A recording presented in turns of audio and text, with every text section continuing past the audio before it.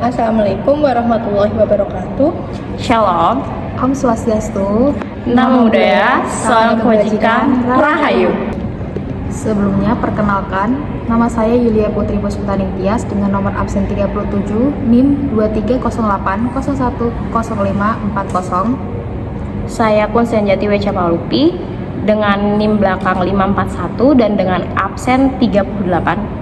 Saya Kotrunada Indana Zulfa Kusumaningnoto dengan NIM 2308010842 dengan nomor absen 39. Kami dari kelompok 10 akan membahas tentang problematika perpanjangan masa jabatan kepala desa. Sebelumnya kami akan mengacu pada berita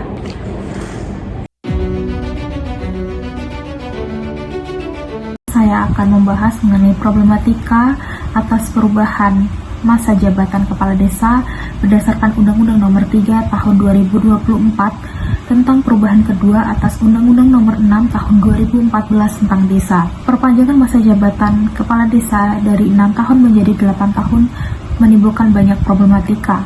Secara filosofis, perubahan ini dianggap bertentangan dengan nilai demokrasi kita, yaitu Pancasila. Mengapa? Karena masa jabatan yang lebih panjang dianggap berpotensi menghambat regenerasi kepemimpinan dan mengurangi kesempatan masyarakat untuk memilih pemimpin baru yang lebih segar dan inovatif.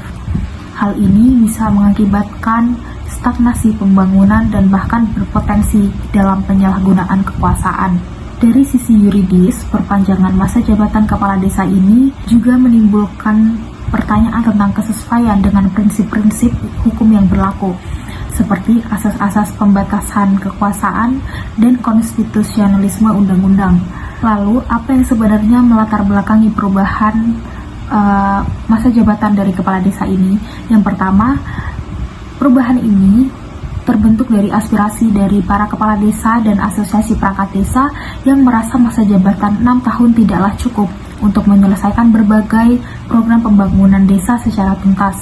Mereka menginginkan waktu yang lebih panjang agar dapat fokus dan maksimal dalam menjalankan tugasnya. Yang kedua, karena kondisi politik pasca pemilihan kepala desa seringkali tidak kondusif, sehingga dengan masa jabatan lebih panjang diharapkan dapat menjaga stabilitas politik di tingkat desa sehingga proses pembangunan berjalan lebih lancar.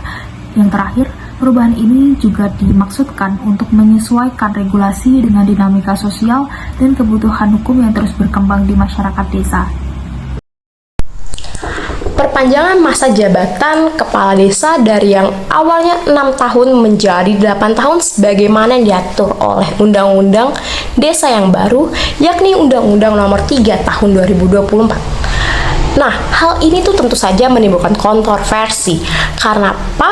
Karena kebijakan ini di satu sisi tuh dinilai dapat memberikan kestabilan pemerintahan desa dan juga akan adanya masa waktu yang panjang untuk merealisasikan program pembangunan. Tapi hal ini tuh sebenarnya tuh perlu dikritisi, perlu dipertanyakan juga urgensinya tuh apa sih dan juga relevansinya apa terkait dengan tata kelola pemerintahan. Sebenarnya ya, perpanjangan ini tuh menimbulkan kekhawatiran terkait dengan potensi kekuasaan yang terlalu lama, lemahnya pengawasan, serta ketimpangan perlakuan terhadap kepala desa yang masa jabatannya tuh telah berakhir sebelum undang-undang ini tuh berlaku.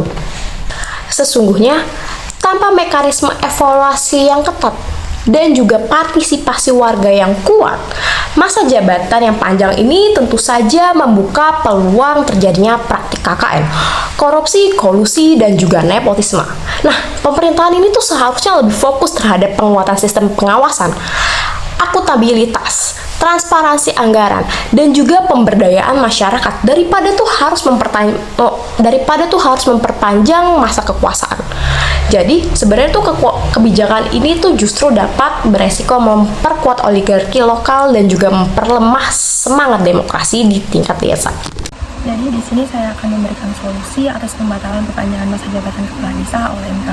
Yang pertama itu ada revisi UU Desa secara komprehensif. Pemerintah dan DPR harus segera melakukan revisi Undang-Undang Desa terutama pada pasal-pasal transisi agar tidak menimbulkan multitafsir. Revisi ini harus menjelaskan siapa yang berhak mendapatkan perpanjangan jabatan dan bagaimana mekanisme transisinya. Ini penting agar kepala desa yang masa jabatannya habis sebelum Februari 2024 tidak merasa diskriminasi. Yang kedua itu ada penyusunan aturan turunan atau PP atau Permendagri. Segera diterbitkan peraturan pemerintahan atau peraturan menteri dalam negeri sebagai aturan pelaksanaan yang memperjelas teknis perpanjangan masa jabatan, termasuk mekanisme pengukuhan ulang atau pelantikan ulang kepala desa yang masih menjabat. Aturan turunan ini dapat memberikan kepastian dan menghindari kekosongan hukum. Yang ketiga itu ada sosialisasi dan edukasi hukum kepada kepala desa dan perangkatnya. Pemerintahan daerah melalui dinas terkait perlu aktif menyosialisasikan hasil putusan MK dan aturan baru kepada seluruh kepala desa dan perangkat desa. Untuk itu memastikan tidak ada yang salah memahami isi putusan MK dan implementasi UU yang baru. Yang keempat ada fasilitasi konsultasi dan advokasi hukum. Asosiasi kepala desa, organisasi masyarakat sipil, dan lembaga bantuan hukum perlu membuka ruang konsultasi hukum bagi kepala desa terdampak. Ini penting agar kepala desa bisa memahami secara benar posisi hukumnya dan menyalurkan aspirasinya secara konstitusional. Yang kelima itu bisa dihindari politisasi di tingkat desa. Pemerintahan harus menjamin bahwa transisi ini tidak dimanfaatkan untuk kepentingan politik atau memicu konflik sosial di desa. Diperlukan pendekatan persuasif dan komunikasi yang adil agar suasana bisa tetap kondusif. Dan yang terakhir, yaitu yang keenam itu ada monitoring dan evaluasi nasional. Pemerintah pusat perlu membentuk tim monitoring dan evaluasi terhadap pelaksanaan UU Desa hasil revisi ini agar pelaksanaannya berjalan seragam di seluruh daerah dan tidak ada kepala desa yang merasa dirugikan. Demikian 6 langkah solusi ini, pemerintahan bisa menjaga stabilitas di tingkat desa, memberikan kepastian hukum, dan menghormati putusan Mahkamah Konstitusi tanpa mengorbankan hak kepala desa maupun kepentingan masyarakat. Oke guys, sekian dari kami terkait dengan tanggapan kita tentang problematika tersebut. Semoga video ini dapat bermanfaat untuk kedepannya. Thanks for watching and goodbye.